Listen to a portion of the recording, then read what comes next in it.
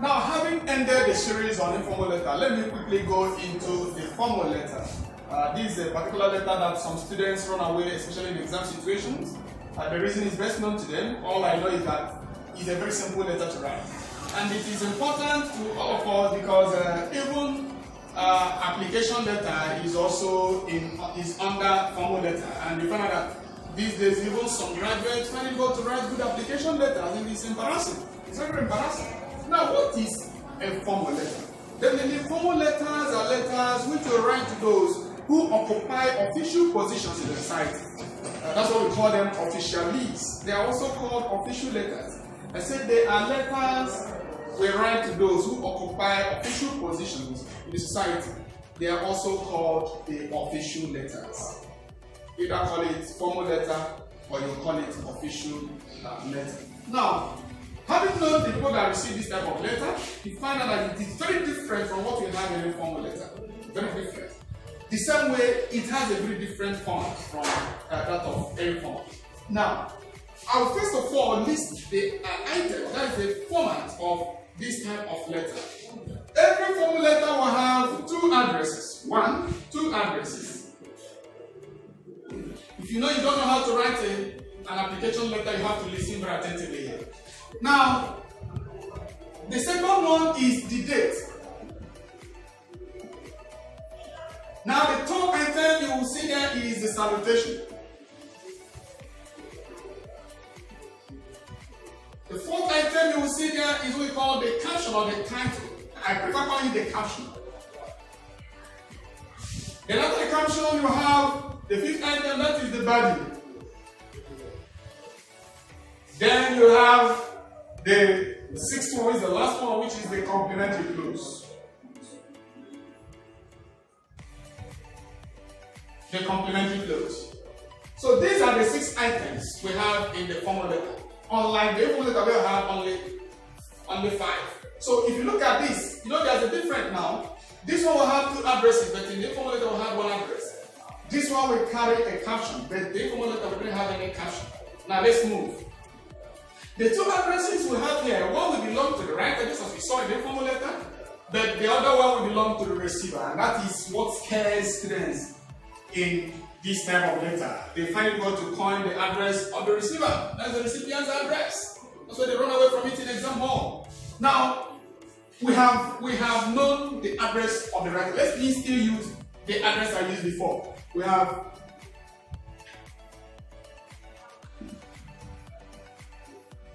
Tia Secondary Grammar School.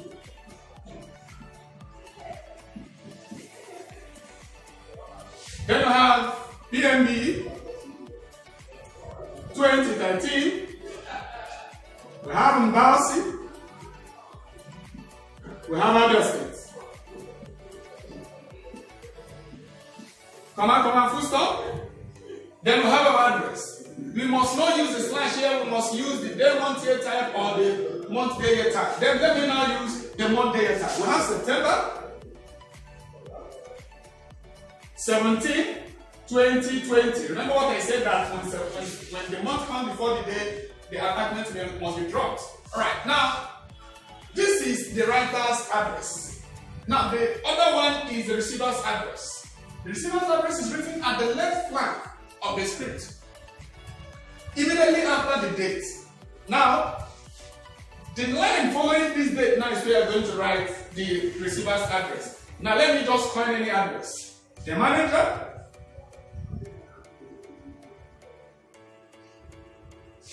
we have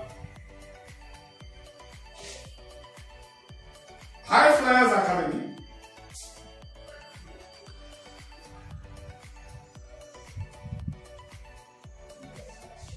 Now we have 48 Wedra Road, Owen. Then we have Imo State here. Now you see that this is the receiver's address, this is the writer's address. The receiver's address is also in the same manner.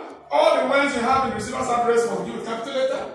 The same way we did in informal letter, all of them must begin with capital letter, and you must organize them in either block of line type. Remember, the in the writer's address, you don't write another date. You don't duplicate the date.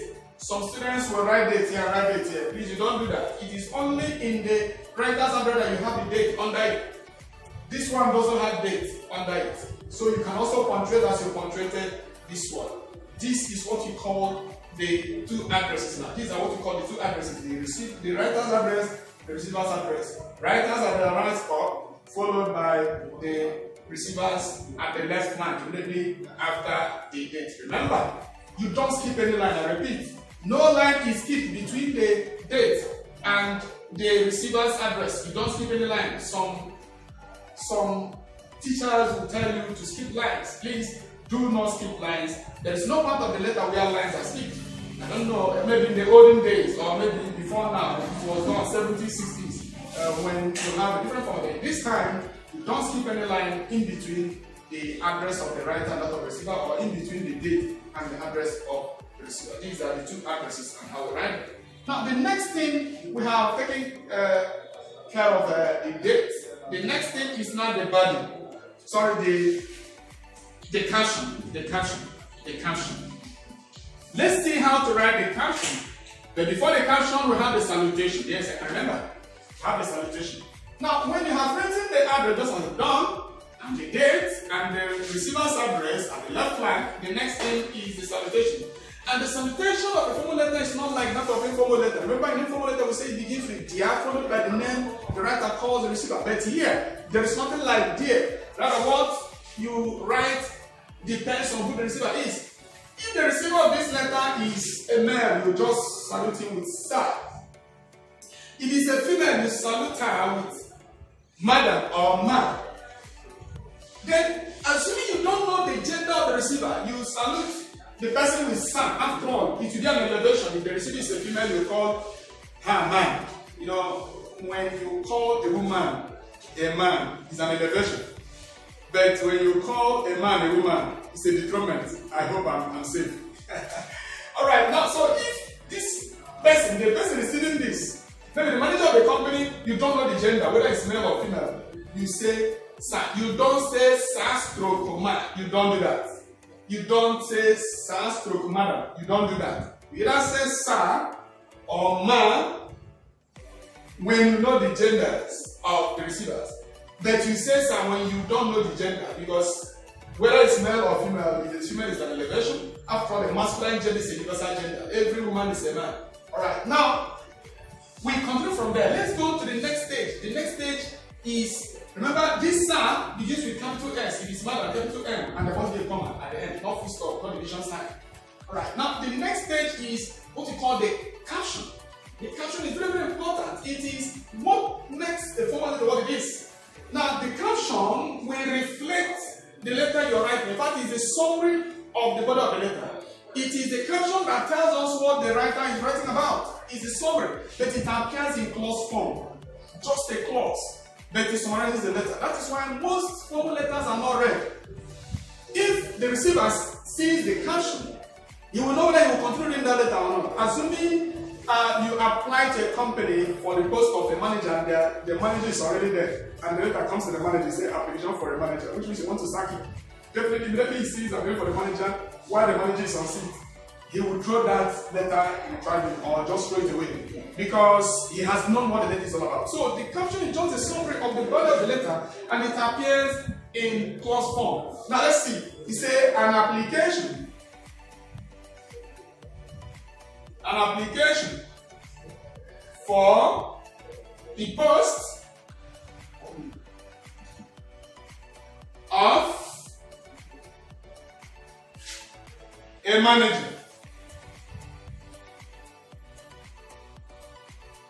Now look at this. This is one of the ways you write the caption. You capitalize every letter in the caption. But if you do that, you do not underline. I repeat. If you capitalize every letter, just as I've done here, you will not underline the caption. You will not underline it. Now, this is one form. Now, you can also write the caption in small letters, only capitalizing the first letters of the words. But if you do that, you will underline the caption. If you write in small letter, you underline becomes an application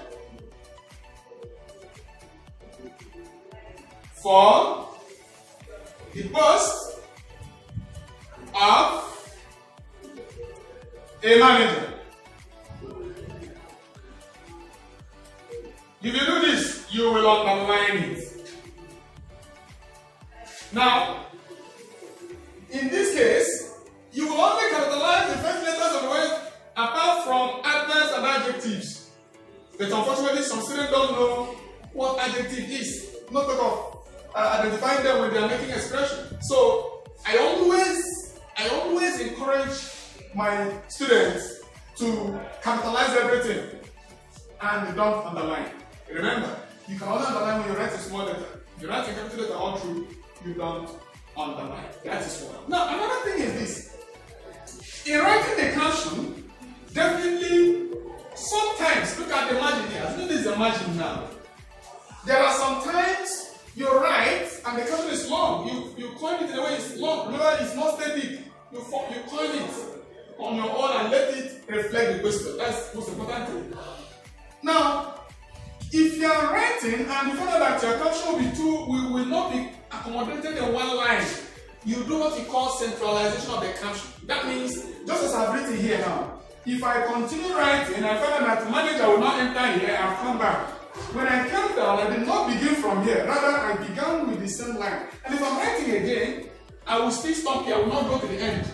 Which means there will be space here. There will be space here. We call it centralization of the caption. So when the caption is too long to be accommodated in one line, if you find out it will enter one line, you can write to the end. But when you find out it will not be accommodated in one line, you know what we call centralization. Centralization means one inch space here, and the center, the caption will be on the center. That is how to write the caption. So I've said three things here. I've said you can capitalize the caption all through, and if you do that, don't underline. I also said you can capitalize just the first letters of the caption. If you do that, you must underline.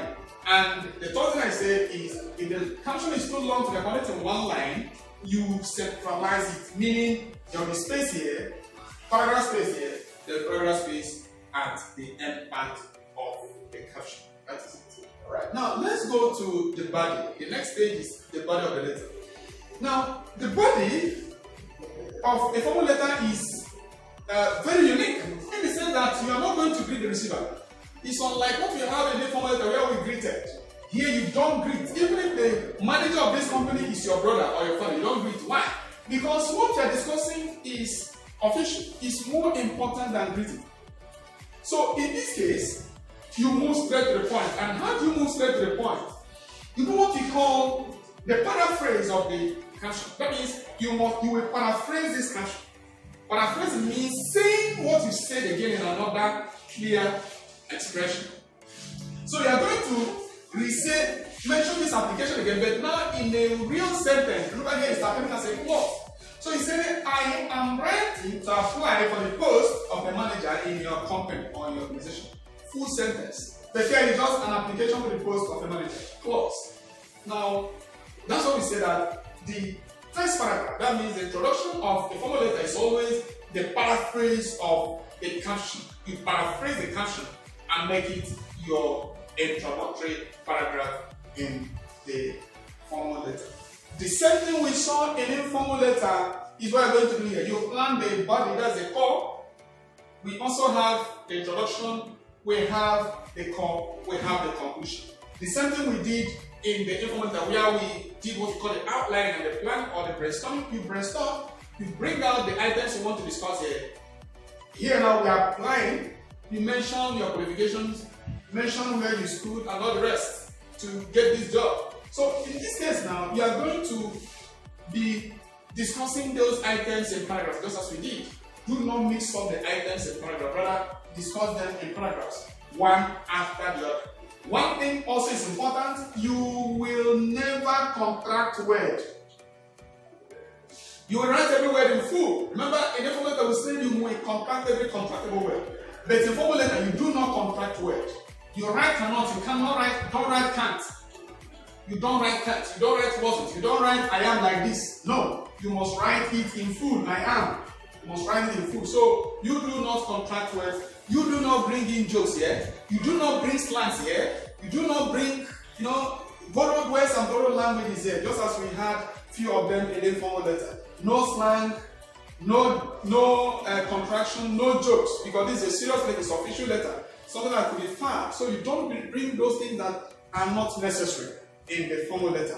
You can only bring them in informal letter. So that is that. You make sure that your expressions are very sound. Make sure they are very sound. Make sure you remove the contractions and you go straight to the point. You go straight to the point. No jokes, no much explanatory materials. You go straight to the point. No demonstrations. You go straight to the point. Alright, now let's see how the conclusion comes also. The same thing we had in the formal letter, we observe here. The conclusion is, if the letter is a protest, you also suggest. If the letter is maybe a request, just as we have application, it is a request, you promise the manager you are going to do your job very well. They should employ you. That is also obtainable here. So what we had in the conclusion of the formal letter is also what we have here. Now finally, let's look at the complementary clause of a formal letter. Complementary clause of a formal letter. Let's see how to conclude such letters. I told you that complementary clause of any letter, be it formal or informal or even semi-formal, begins with yours. Remember my yours, there is no apostrophe before S or apostrophe after S. It's Y-O-U-R-S with capital Y. Remember, I told you that capital Y is very important here because it must begin with capital Y. You don't bring the leg down the line, but the branches must follow the upline. Now, there are ways we use here. We use sincerely.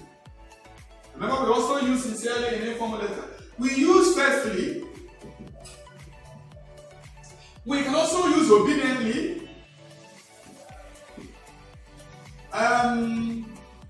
Yes. We can also use truly. Remember, truly, there's no E after U. T-R-U-L-Y. So any of them can go here. Let's use faithfully. Which means we use yours faithfully. And the faithfully will be small f as usual. Remember the difference between small f and capital F. The F in faithfully must be small. If you're using obediently, the O must be small. If you're using truly, the T must be small. If you're using sincerely, the S must be small. Very, very important. And at the end of the first line, you must put a comma. Now, followed by your signature, you must send a signature. We don't use initials here. So even if you don't have a signature, you must just sign anything there as your signature. You don't use initials. Maybe you have Samuel John, you write S.J. No, don't do that. Instead, you write your name and cancel it. Let it represent your signature. So the signature will come before your name, not your name before signature. So signature will come, then you must begin with your surname. As my surname is Unebu, I will write U-N-E-G-B-U, and my own name, Destiny. And I will separate the two with a comma. So there must be surname first, comma, and your own name. I repeat, surname will come first, comma will follow, and your own name will come last with a full stop. You do not write names before signature, rather you sign signature before name, because this name owns the signature, not signature only the name. I hope you understand what I'm saying. The signature will come before names, not name before signature. If you misplace it, that means you did not follow the format of writing a formal letter. Alright, that is all I have to dish out in the two types of letter I've discussed here. I know that I'm not discussing semi-formal words, that will be in the subsequent edition. I'm able to give us a lowdown on the informal, I'm able to give us a lowdown on the formal. If you have any question, maybe any area you did not really understand in this series, please don't fail to send your comments, send your question or your confusion in the comments. Definitely I will look into them.